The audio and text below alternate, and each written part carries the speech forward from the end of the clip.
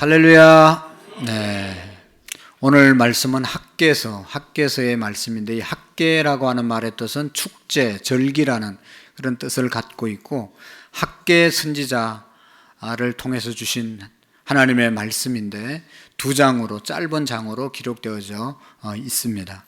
그 내용을 살펴보면 우리가 아는 것처럼 이스라엘의 통일왕국은 사울, 다윗, 솔로몬 시대까지 계속되다가 솔로몬이 우상을 섬기고 쾌락을 사랑하고 하나님 말씀을 멀리해서 살아서 하나님께서 솔로몬 때 죽고 난 다음에 나라가 나누어지게 됐죠. 북쪽은 이스라엘, 남쪽은 유다로 나누어졌습니다. 북쪽 이스라엘은 계속해서 솔로몬처럼 하나님의 말씀대로 살지 않고 우상을 섬겨서 일찍이 BC 722년경에 멸망을 받았습니다. 아수르라고 하는 나라에 멸망을 받았습니다. 오늘 이 남쪽 유다는 그나마도 하나님을 섬기는 왕, 또 하나님을 섬기는 그런 일을 좀 했기 때문에 BC 586년에 바벨론의 나라에 의해서 멸망을 받았습니다. 그래서 바벨론이 유대 땅을 점령하면서 좋은 그런 인재들을 다 포로로 이제 잡아가게 된 것이죠. 그리고 많은 사람들이 이제 바벨론 포로로 끌려갔습니다. 바벨론 포로로 끌려가서 바벨론에 가서 나라 없는 백성으로 산다는 그런 서러움이 얼마나 크겠어요. 우리는 상상을 하지 못하지만 우리 조상들은 일제의 압박을 받아봤잖아요. 지난주에도 말씀을 드렸지만 이 나라가 있는데 주권이 없는 그런 백성으로 산다는 것은 너무나 힘들고 정말로 서럽고 고통스러운 그런 삶이 이어질 수밖에 없는 것이죠. 너무나 비참한 삶을 유대 백성들이 바벨론 포로로 끌려가서 그 땅에서 경험하게 된 것입니다.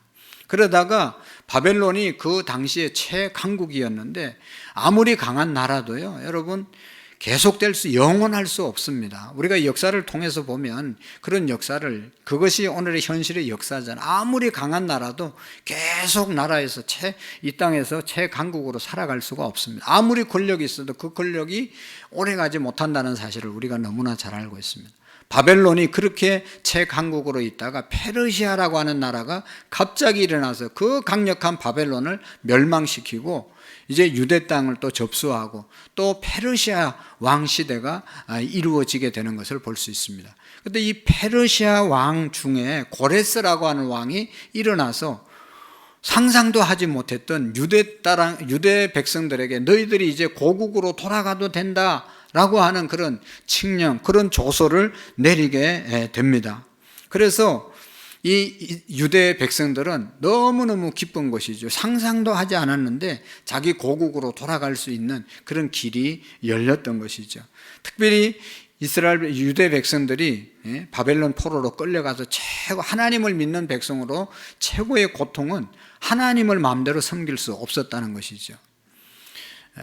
여러분, 하나님을 믿는 백성들, 하나님을 예배하는 사람들은 하나님 예배하지 못하는 것이 가장 큰 고통이고 아픔이지 않습니까? 이스라엘 백성들이 그러니까 이 바벨론 땅에 포로로 끌려갔는데 하나님을 섬길 수 없는 그런 고통이 그들에게 있었습니다. 그런데 이 고레스라고 하는 왕이 등극하자마자 유대 백성들이 고국 땅에 돌아가게 되었고, 그래서 스룹바벨이라고 하는 유대의 지도자를 세워서 약 5만여 명이 이제 고국 땅으로 돌아가게 되었습니다. 그래서 바벨론에서 돌아온 이 유대 백성들은 너무너무 감격스러웠던 거죠. 그런데 돌아와 보니 현실은 그렇지 않았습니다. 자기들이 가장 최고로 소중하게 여겼던 성전이 다 회파되어 있고 먹고 살 수 있는 땅이 없잖아요. 그러니까 너무너무 열악한 상황에 놓여지게 된 것입니다. 그래서 그들이 최고로 이제 우리가 포로 생활 해보니까 왜 우리가 포로 됐는지를 깨닫게 된 것이죠. 하나님 제대로 안 섬기고 하나님 말씀 멀리해서 이런 어려움을 당했으니 이제 우리가 하나님 제대로 섬기고 제대로 살자라고 해서 성전을 최우선으로 이제 건축하려고 마음을 먹고 성전 건축을 위해서 땅을 파고 기초를 하는 그런 일을 제일 먼저 했습니다.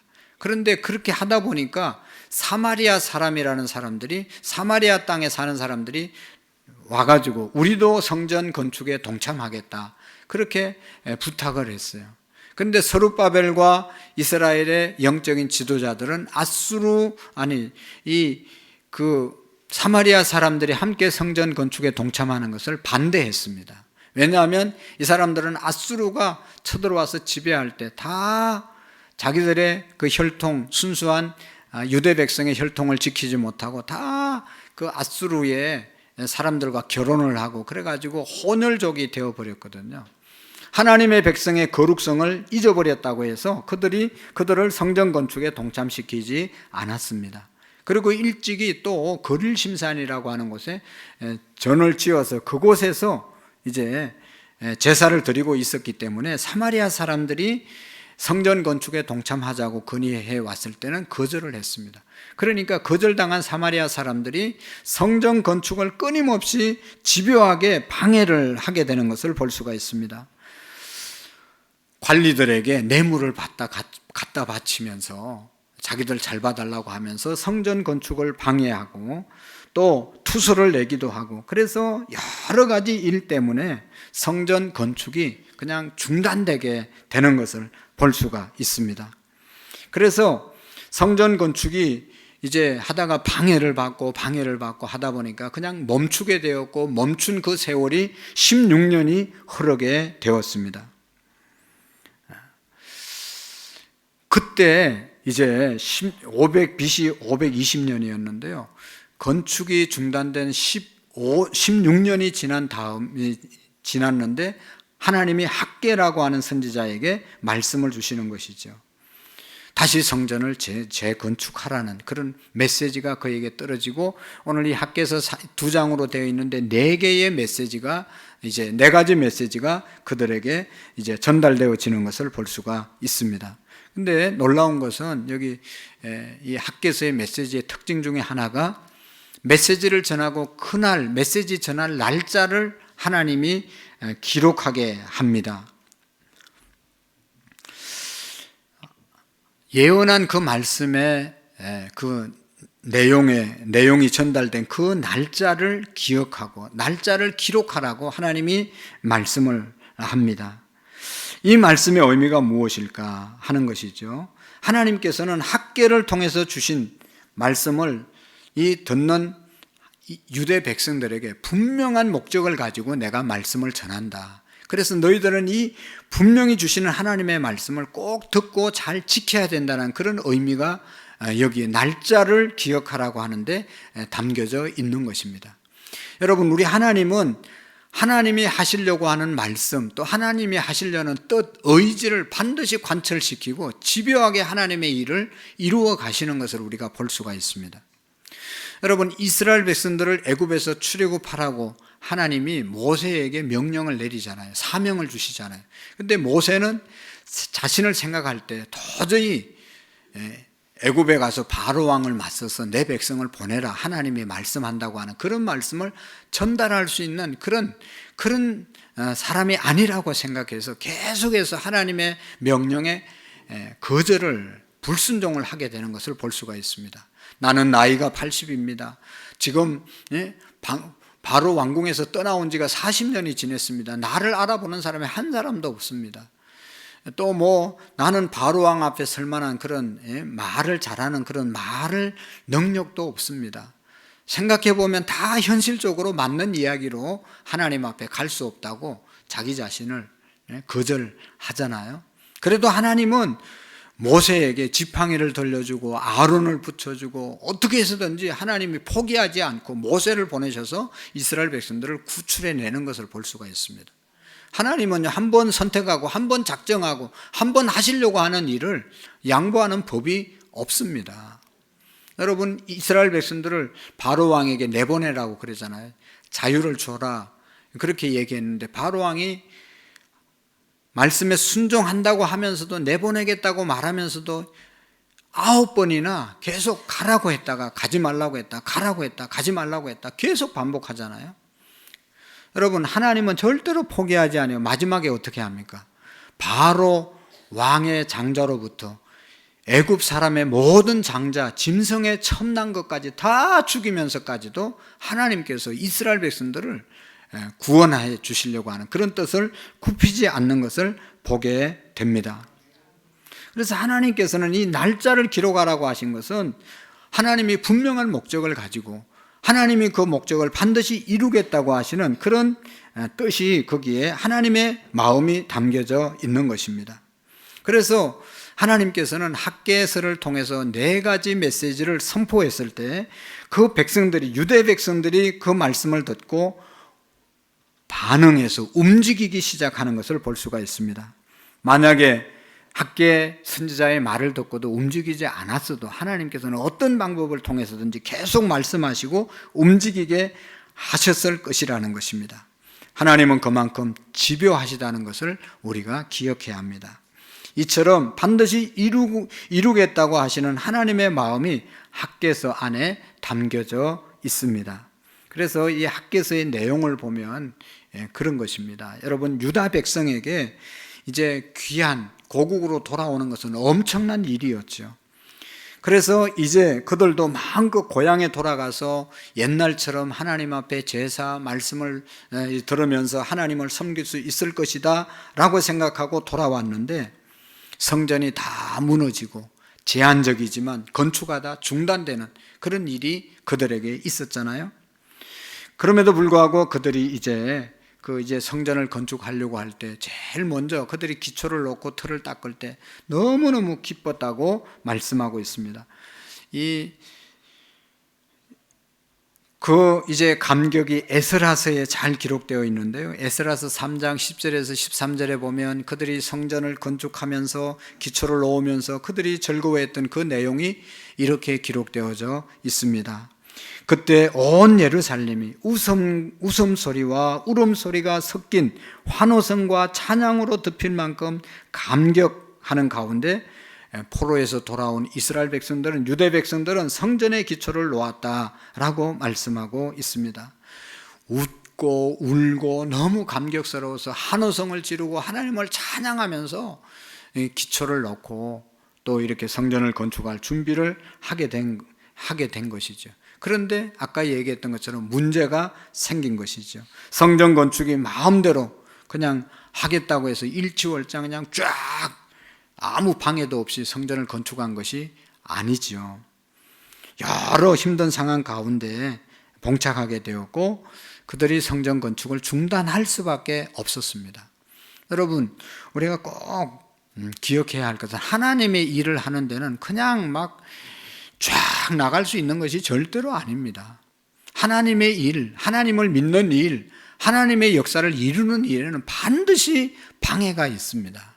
영적인 일이기 때문에 사탄 마귀가 우리가 신앙생활을 쫙 쉽게 할 수 있도록 그대로 내버려 두지를 않습니다. 성전 건축 쫙 할 수 있도록 그대로 내버려 두는 게 아닙니다. 전도 그냥 마음만 먹으면 되도록 내버려 두는 것이 아닙니다. 하나님의 일, 전도하는 일, 하나님의 말씀을 보는 일, 예배하는 일에는 반드시 방해가 있는 것을 볼 수가 있습니다. 여러분, 신앙생활을 제대로 하다 보면 그런 경험이 얼마나 많은지 몰라요. 사탄이 가장 크게 방해하는 것 중에 하나가 하나님의 성전 건축하는데 가장 큰 방해가 있습니다. 그래서 모든 교회마다 보면 성전 건축하는 데는 반드시 어려움이 있어요. 그냥 사고가 나든지 사람들의 마음이 상하든지 시험이 드는 그런 일들이 있고 그냥 얼마나 많은 상상할 수 없는 일들이 일어납니다. 왜 그래요? 성전이 건축되면 새로운 하나님, 이제 사탄의 종들이 하나님의 백성으로 바뀌어질 것을 사탄이 계속해서 방해하기 때문에 그런 거죠. 돌아보면 감사한 것은 우리 교회도 처음 아무것도 제가 모르고 성전 건축할 때는 좀 어려움이 많이 있었어요.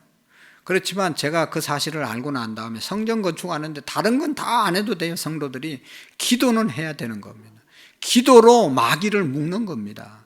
그래서 이쪽에 이 예배당에 건축할 때 올라갈 때 저쪽 교육관에서는 계속 기도했어요. 기도 소리가 계속 왕왕 나니까 사탄이 세력을 다 묶어서 한 건의 사고도 없이 아무 어려움 없이 우리가 뭐 헌금한 것도 없는데 다 예배당은 지어지는 그런 역사가 있었습니다.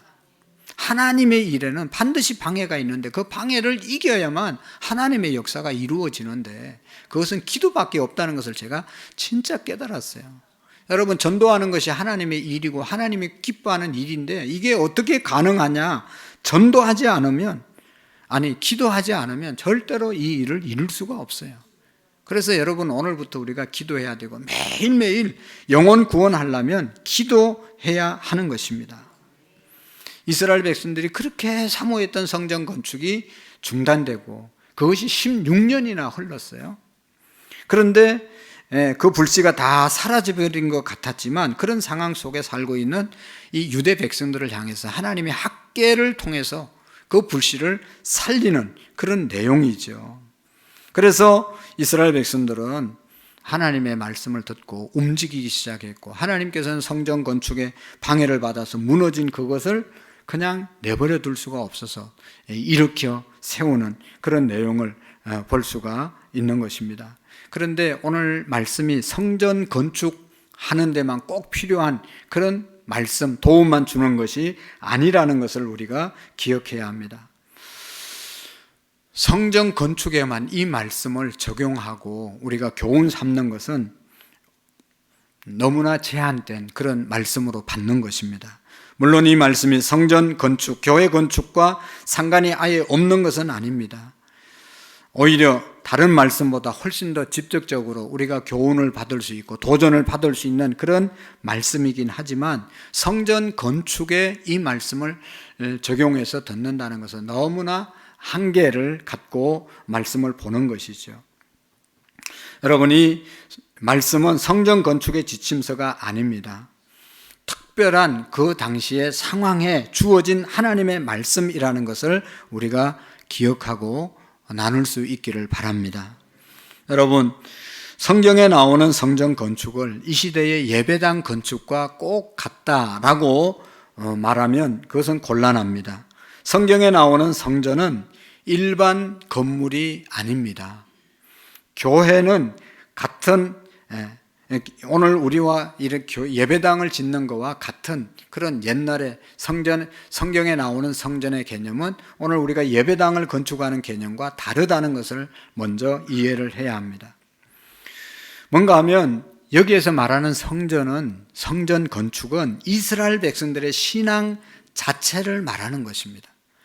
건물을 잘 지어라. 건물 중단되는데 그거 다시 산에 올라가서 나무 해와서 건물 지어라. 그런 말이 아니라 오늘 우리의 신앙의 상태가 어떠한지를 다시 돌아보라는 것입니다. 성전 건축하다가 중단된 것처럼 내 믿음이 중단되어 있지는 않는지, 내 믿음의 기도가 중단되어 있지 않는지, 하나님을 향한 열정이 중단되어 있지는 않는지를 돌아보라고 하시는 그런 말씀인 것입니다. 요즘도 교회 건축을 하면서 성전 건축이라고 말합니다. 그 말은 거룩한 건물이라는, 거룩한 하나님의 전이라는 그런 뜻에서 예배당이 성전이라고 얼마든지 말할 수 있는 것이죠.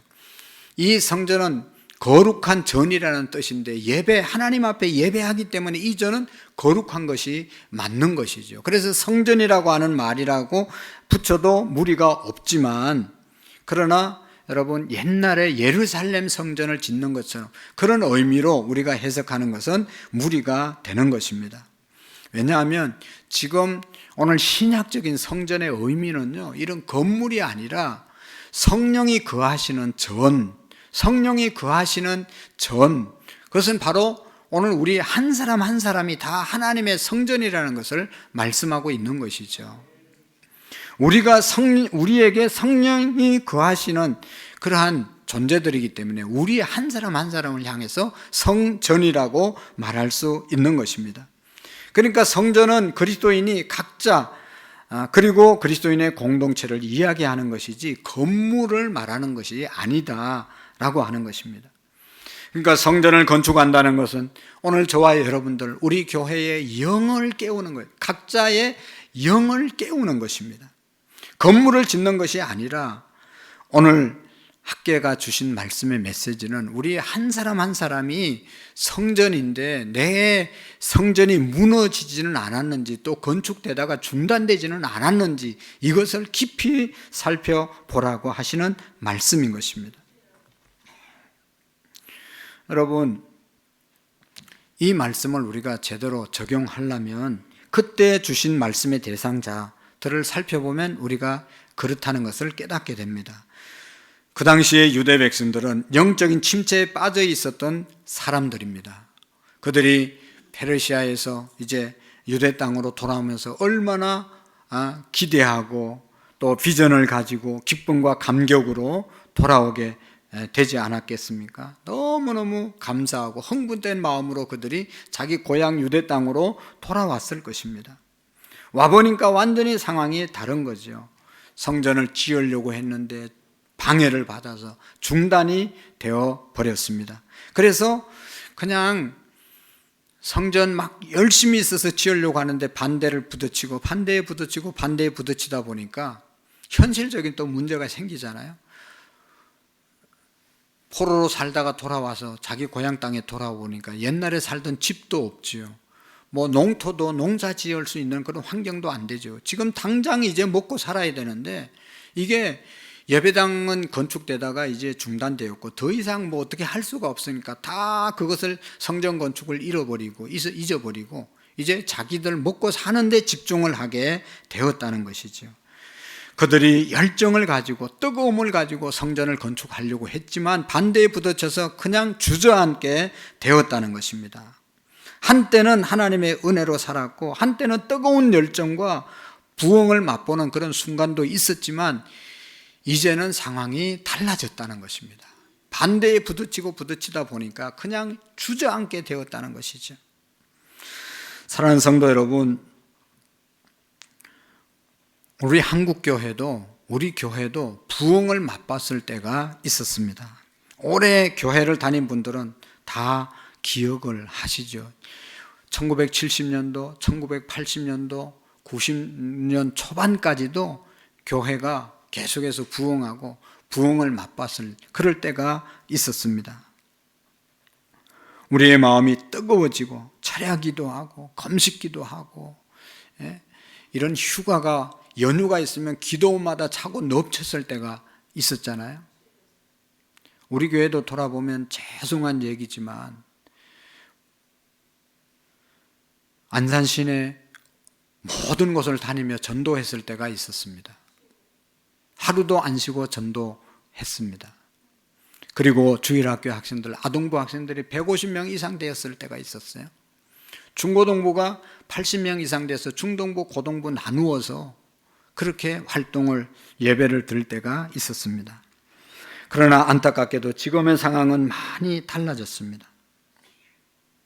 이전에는 부흥도 있었고 열정도 있었고 열심도 있었었는데 지금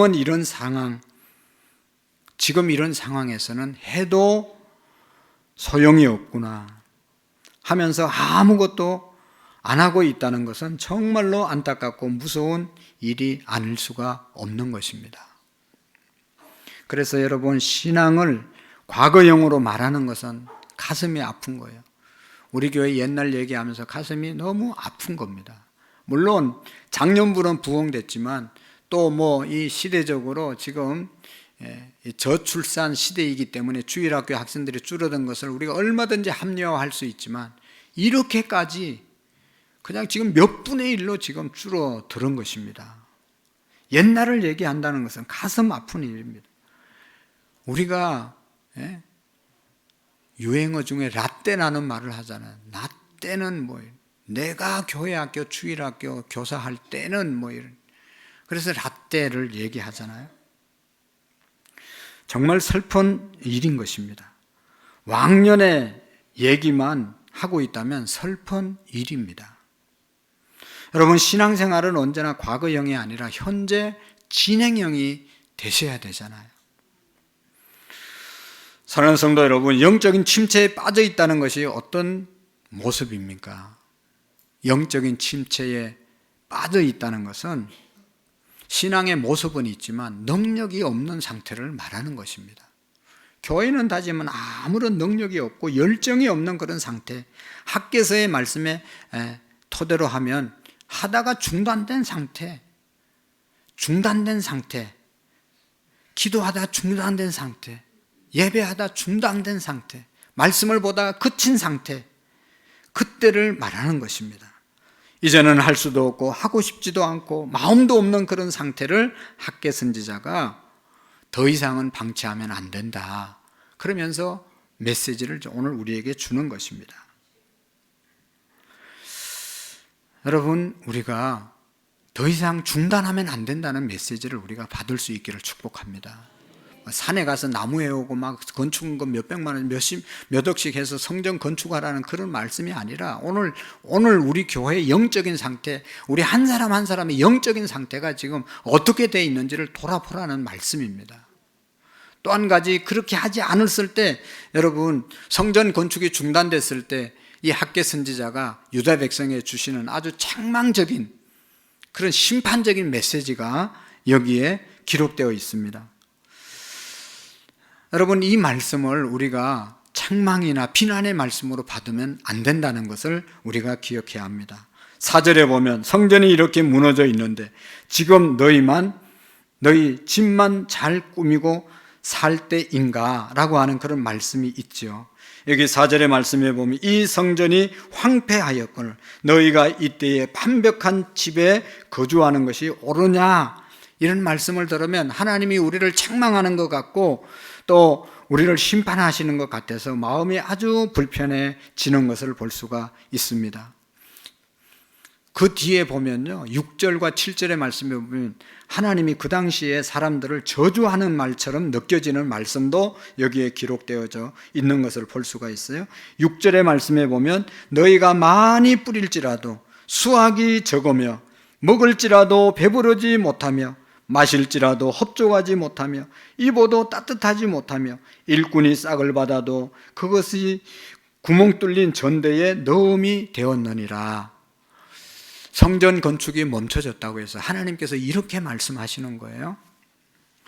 너희가 뿌릴지라도 수확할 것이 없고 먹어도 배부르지 않고, 이거 뭐 큰 문제죠. 그냥 열심히 먹었는데 아무 영양가가 없다. 이건 뭐 암이 걸렸다는 말과 똑같은 거예요. 그 다음에 열심히 일을 해서 월급을 받았지만 하나도 남는 것이 없이 다 새 나갔다는 그런 말입니다. 여러분, 이 말씀이 성전 건축을 중단한 유대 백성에게 주시는 하나님의 책망의 말씀인가, 저주의 말씀인가? 여러분, 그렇지 않다는 것을 우리가 기억해야 합니다. 하나님은요, 어떤 하나님이냐? 우리가 성전 건축하다가 또 신앙에 멈춰진 상태에 있다고 해서 이렇게 말씀하시고 이렇게 책망하시는 그런 하나님의 마음이 본심이 아니라는 것을 우리가 기억해야 합니다. 하나님은 어떤 경우에도 우리에게 죄책감이나 저주와 협박으로 헌신을 강조하시는 분은 아니십니다. 너 헌신 안 하면 다 망하게 하겠다. 네가 사업 열심히 해도 다 거두어 가시겠다. 아무리 열심히 일해도 내가 다 다른 데로 새나가게 만들 것이다. 몸은 병들게 할 것이다. 그런 하나님이 절대로 아니십니다. 그렇게 가르치는 교회가 있기는 해요. 그게 이단입니다. 그래서 협박하고 강요하고 해서 그냥 강제로 헌신을 요구하는 그런 교회는요, 이단입니다. 우리 하나님은 절대로 그런 분이 아니심을 믿으시기를 바랍니다. 왜냐하면 그런 하나님이시면 여기 살아남을 사람이 몇 사람이나 있겠어요. 우리가 조금 헌신하다가 또 엉뚱한 짓 하고 그럴 때마다 하나님이 벌 주시면 누가 살아남을 수 있겠어요? 엉뚱한 짓 하고 또 다른 길 가도 하나님은 기다리시고 돌아오기를 기다리시고 이렇게 말씀을 주시고 사랑으로 인내로 기다리시는 분이 우리 하나님이시라는 것을 기억해야 합니다. 여러분, 영적인 침체에 다 빠질 수 있어요. 저도 빠질 수 있고 그럴 때가 있습니다. 그럴 때마다 하나님이 이렇게 책망하시고 심판하시면 누가 살아남을 수 있겠냐 말이죠. 하나님의 이 말씀은 그런 말씀이 아닙니다. 우리 하나님은 살리시는 하나님이지 죽이시는 하나님이 아닙니다. 내가 영적 침체에 빠져 있을 때 나를 이렇게 하시면 죽지 살아날 수가 없는 것이죠. 다 죽을 수밖에 없는 것이죠. 그러나 하나님께서는 이 말씀에 대한 그 뜻이 이런 뜻이 아니라는 것을 우리가 기억하고, 여러분, 학개서가 선포한 이 메시지는 하나님께서 그의 백성을 살리고자 하시는 그런 말씀임을 우리가 기억해야 합니다. 야단치고 무너뜨리고 그러기 위해서 이 말씀을 주신 것이 아닙니다. 왜냐하면 이 말씀을 듣고요, 학개의 이 말씀을 듣고 이스라엘 백성들이 여러분 놀라운 변화가 일어나게 된 것을 볼 수가 있습니다. 하나님의 이런 엄청난 책망인 것 같은 말씀을 듣고도 그들이 원망하거나 불평하거나 낙심하거나 좌절하지 않고 14절의 말씀에 보시면 너무나 중요한 말씀이 있는데, 그 말씀을 듣고 이 스룹바벨 마음과 여호수아의 마음과 그 말씀을 듣는 모든 백성의 마음이 감동되었더라. 할렐루야. 감동을 받게 되었다고 말씀하고 있습니다. 그러면서 하나님의 전을 다시 공사하게 되었더라. 할렐루야. 여기에서 제일 중요한 14절의 말씀 중에 감동이라는 말씀이에요. 그들이 말씀 듣고 학개서의 말씀을 듣고 감동을 받았어요. 감동을 받았다는 것은 여러분 하나님의 말씀을 제대로 들은 사람의 반응이고, 기도 응답을 제대로 받은 사람의 반응이 감동으로 이어지는 겁니다. 내가 천하 없는 기도를 해서 응답 받았어도 그게 감동이 없으면요, 이건 진짜 기도의 응답이 아니에요. 하나님의 말씀을 그렇게 듣고 안다고 하면서도 말씀 앞에 감동이 없으면 그건 진짜 은혜 받은 것이 아닙니다. 감동이 와야 되는 것입니다. 여기에 감동이라는 것은 뭐 그냥 신령한 무슨 뭐 하나님의 음성을 들었다고 뭐 막 초자연적인 그런 어떠한 신비적인 그런 체험이 아니라, 진정한 감동은요, 거룩한 도전을 받는 겁니다. 하나님 앞에서 거룩한 도전을 받는 것이 하나님의 감동을 받은, 은혜를 받은 사람의 상태라는 것을 우리가 기억할 수 있기를 바랍니다. 그래서 여러분, 이 유다 백성들은 학개의 말씀을 듣고 감동을 받았는데, 거룩한 도전을 받았는데, 그 거룩한 도전 받은 것이 뭐냐? 첫 번째로 하나님 앞에 자기의 자신들의 모습이 너무나 부끄럽고 죄송하다는 사실을 깨닫게 되고 그것을 고백하게 되는 것을 보게 됩니다. 여기 말씀에 이 성전이 황폐하였거늘 너희가 이때 판벽한 집에 거주하는 것이 옳으냐라고 말했는데, 이 말을 듣고 진짜 옳습니까 여러분? 하나님의 성전을 건축하다 중단된 것, 하나님의 백성의 입장에서 볼 때, 그래서 자기 집을 잘, 여기 이제 편벽한 집이라는 거 잘 꾸몄다는 말로 해석할 수가 있는데요, 하나님의 성전은 회폐해 있는데, 중단되어 있는데 우리 집만 잘 꾸미는 것이 옳은 일이냐 물었을 때, 그러면 어떻게 합니까? 하나님, 먹고 살아야죠. 나도 살아야죠. 그러면서 그렇게 말하는 하나님에 대해서 원망하거나 불평하지 않고 미안하게 생각했다는 것이죠.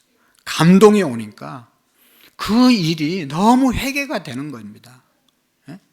너무너무 회개가 되는 것입니다.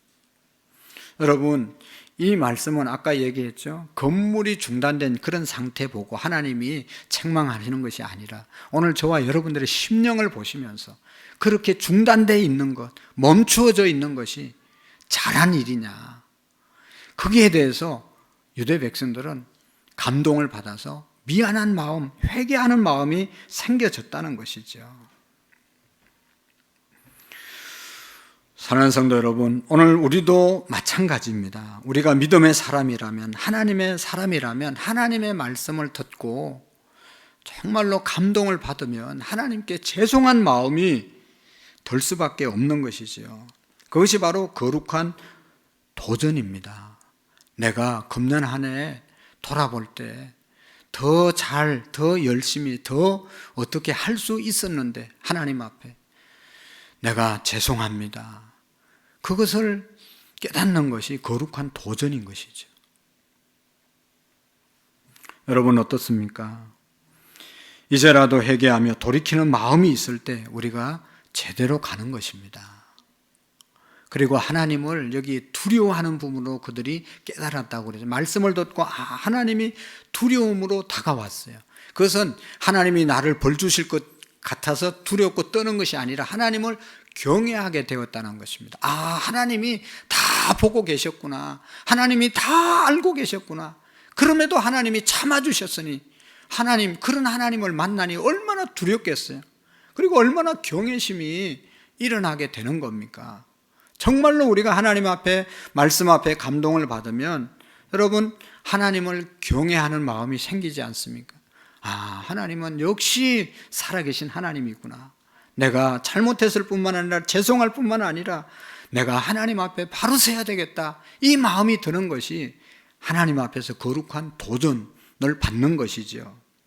그래서 더 이상 하나님이 안 계시는 것처럼 살 수 없다고 결단하면서 다시 한번 멈춰져 있는 상태에서 일어나서 하나님이 기뻐하는 일이 아닌 것은 잘라버리고, 가서는 안 될 때는 이제 안 가고, 해서는 안 될 일을 안 하고, 하나님이 기뻐하는 일은 이제 정리하고 하나님이 원하시는 길로 가겠다고 결단하는 것이 바로 하나님을 경외하는, 하나님을 인정하는 그런 믿음인 줄로 믿습니다. 그리고 여기 마지막에 보면요, 그들이 감동받아서 하나님이 우리와 함께 하신다는 사실을 깨달았습니다. 13절의 말씀에 보시면 그런 고백을 합니다. 마지막에 보시면 여호와가 말하노니 내가 너희와 함께 하노라 하니라. 그들이 하나님이 우리와 함께 하심을 깨닫고 새롭게 일어나서 자기들의 할 일들을 기쁨으로 감당하게 되는 것을 볼 수가 있습니다. 여러분, 우리의 신앙이 능력이 어디에서 오냐? 역사가 어디에서 일어납니까? 하나님이 나와 함께 하심을 깨달을 때 놀라운 역사가 일어나고 놀라운 일에 우리가 동참할 수 있는 것 아니겠습니까? 하나님이 우리 가운데 거하시고 잠잠히 너를 사랑하시고 너로 인하여 기뻐하신다고 하는 사실을 깨닫게 되면 하나님은 얼마나 우리가 사랑하고 찬송하고 높일 수 있는 것처럼, 그렇게 성전을 건축하다가 반대에 부딪혀서 그냥 침체되어 있고 중단된 이런 상태일지라도 말씀을 듣고 보니까 하나님이 우리와 함께 하시는구나. 할렐루야. 그래서 다시 일어나게 된 것이죠. 하나님이 함께 하시는데 뭐가 두렵습니까? 하나님이 함께 하시는데 못할 일이 뭐가 있겠어요? 전능하신 하나님이 우리와 함께 하심을 믿고 깨달아질 때 일어나서 다시 하나님의 일들을 일으켰던 것을 우리가 깨닫게 됩니다. 오늘도 여러분, 우리의 신앙이 정말로 하나님이 우리와 함께 하신다, 이것 확실하게 체험하면 우리의 신앙이 다시 일어나게 될 줄로 믿습니다. 이 말씀은 교회 일 하다가 핑계치고 내팽개치고 돌아다니는 사람을 책망하는 말씀이 아니라 하나님이 오늘 우리와 함께 하시니 다시 한번 우리의 영혼을 여러분 다잡아서 일어나서 하나님, 중단된 하나님의 역사를 내 마음속에 하나님이 주시려고 하는 그러한 은혜를 다시 한번 소생시켜서 하나님의 일에 쓰임받자고 하시는 그런 놀라운 메시지임을 우리가 기억할 수 있기를 축복합니다. 우리 다 같이 찬송가 330장 들으시면서 다시